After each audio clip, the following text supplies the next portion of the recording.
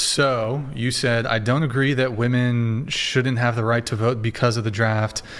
You believe the draft is ages 18 to 30, and you definitely think men over the age of 30 should have the right to vote, even if they're no longer in the age frame for the draft.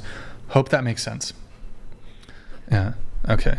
So I think this is a debate that you're going to have with Andrew on this. So I'm preparing myself to lose, but I'm ready. Preparing myself for you to win. I guess, okay, so Andrew, then what is is your main point that women shouldn't be able to vote because they are not eligible for the draft, or like they do not have to be signed up? No, my argument is very simple. That if women can vote, but women cannot use the mechanisms of force against the enemies of the United States, and only men can, then women can vote to send men to war.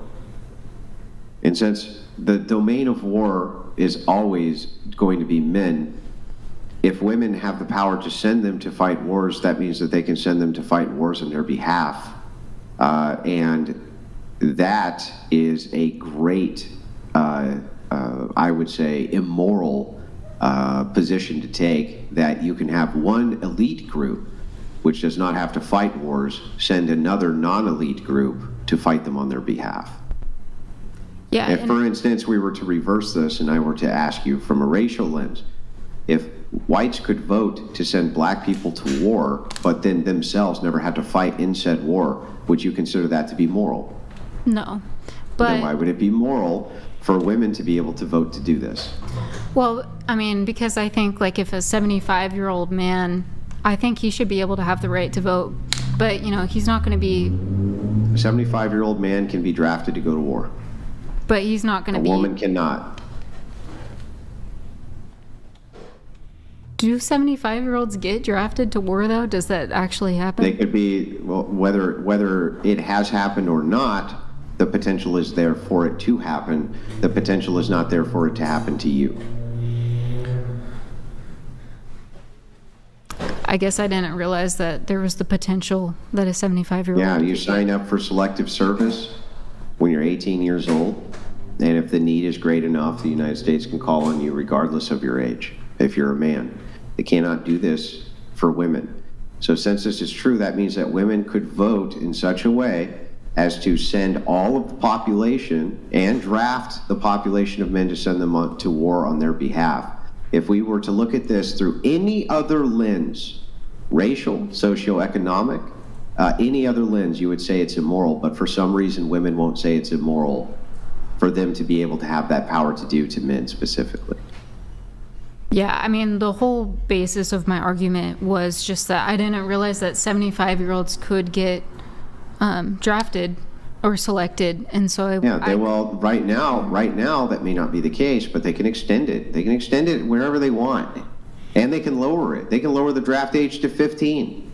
In fact, in World War II and World War I, when the draft came around, there was plenty of 15, 16-year-olds who signed up for the draft. Okay, they can lower it to whatever age they need for fighting age men, and they can raise it to whatever age they need for fighting age men. Shortly after 9/11 happened, in fact, when there was a war going on in the Middle East, they raised the enlistment age for who they would take up, I believe, to 40, 45 years old. The potential is always there, in other words, for men, but it's not there for women. And also, and since that is the case, why do you get to vote to send them to war? Why do you get to do that? Like, why do women get to have that exclusive privilege? I don't understand that. No, and I understand your point, but also there are a lot of men who are not eligible to be drafted because, I don't know, they don't have a kidney or they're colorblind or something like that. Yeah, women would also. If the need is great enough, like it is in Ukraine or it is in other places right now, okay, if the need is great enough, they will lower the standard to bring the men in. They don't care. So when you say, oh, he's not eligible, he's eligible to peel fucking potatoes. He's eligible to do this, he's eligible to do that. But if we're looking at it from a collective basis, okay, there's a lot of women who can't vote either because they're in comas, right? You would agree that that's true, but so what? That has nothing to do with the fact that women as a collective can vote to send men to war. It's the greatest injustice of our time. It's the greatest social injustice of our time, and nobody even thinks about it. Women take it for granted. They don't even care. Does anybody else have something to say? I just wanted to add to this point. You said, do these older men, they get drafted? We actually have some historical examples of this happening. So in World War II, it was called the Volkssturm. So Nazi Germany, it was at the very end of the war. Germans were desperate, so they conscripted males between the ages of 16 and 60 who were not already serving in the military in some capacity. So 16-year-olds all the way up to 60-year-olds. They were obviously very desperate. They needed the manpower. And so, yeah. When it's necessary, men will be called always to warfare, never women. And here's the greatest injustice, right? Because the descriptive truth is that women can't do it. They can't. They can offer some limited support roles, but they can't fight in frontline combat. They can't. And the very first thing the enemy would do if women were fighting in frontline combat is they would SA them in order to demoralize your military. That's the very first thing they would do. And they would run propaganda 24 hours a day saying, we're impregnating your women right now and sending them home with our bastard children. That's what they would do if you allowed women in frontline combat situations. Our government knows it. They don't want to say it because it hurts women's feelings, but that's the truth. That's the very first thing they would do, 24-hour, round the clock. They would be rounding up every female soldier they could find. They would be impregnating them and sending them home pregnant to demoralize the enemy. Our government knows it. Every government knows it. That's why women are not suited for frontline combat, and they never will be. So ultimately, what I'm going to say to you is that women having the right to vote can send men in their stead to fight their wars, and you could never give me a different demographic of people where that would be okay with, ever. Did you have more? Or? Well, I mean, I guess since you took away my main point here, then I can't really debate that anymore. Okay. Me and Andrew disagree on this a little bit. You know, I think women should be able to vote. Well, so then why do you think that women should be able to vote? But see, I'm the egalitarian feminist here. I think women should be drafted. Okay. That's the trade-off, right? Yeah, he's a psychopath. But here's why I think Brian is wrong on this. Okay, I understand his position. Many men take such a position.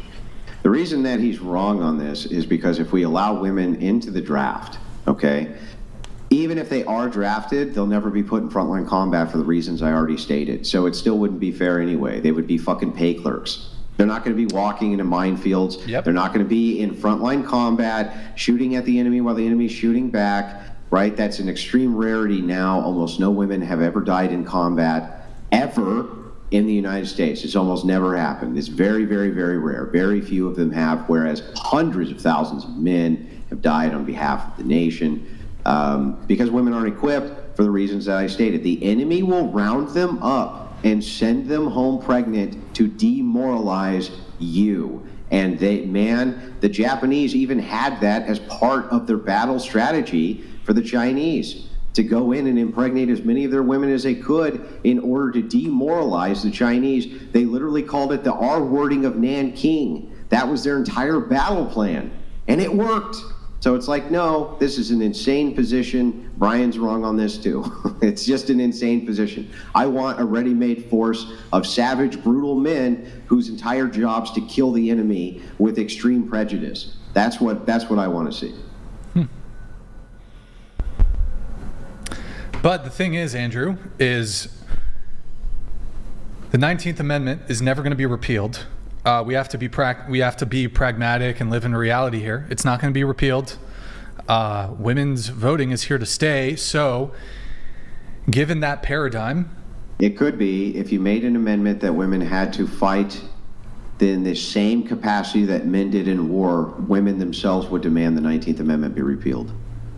Yeah, but that wouldn't happen either, is the thing. That can happen. The draft board itself is now negotiating whether or not to draft women right? The push for whether or not women, even when they're drafted, by the way, they're going to do everything they can to repeal that too. There is a possibility. I never thought abortion would be repealed in my lifetime either, and it was, right? So there could be a constitutional crisis when it came to the 19th Amendment due to the fact that it is disparagingly discriminatory towards men.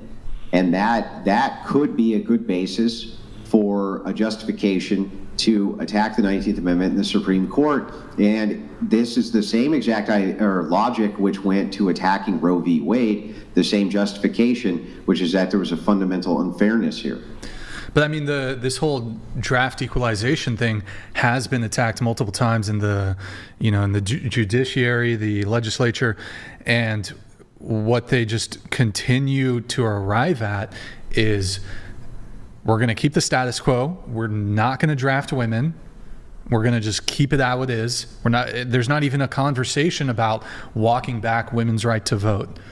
So, I mean, I think it's far reaching to say, well, next step is going to be, let's walk back women's right to vote. I think the most logical. But Brian, you're missing a key component, which is that women have not in our lifetime yet been the appeal and the deciding vote on a future war that American men have to go fight.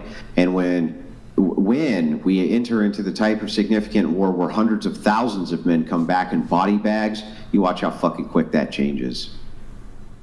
But we would already be embroiled in the war, so yes, I mean... Yeah, that's true. We would already be embroiled in the war, but the thing is, it's really funny how when hundreds of thousands of young men end up coming home in body bags, how the political landscape and political correctness and all that bullshit goes right out the window. It's a fair point. I mean, if we were, the thing is that any war that America's involved in, that's resulting in that many casualties, I mean, are there not then concerns over, a nuclear conflict?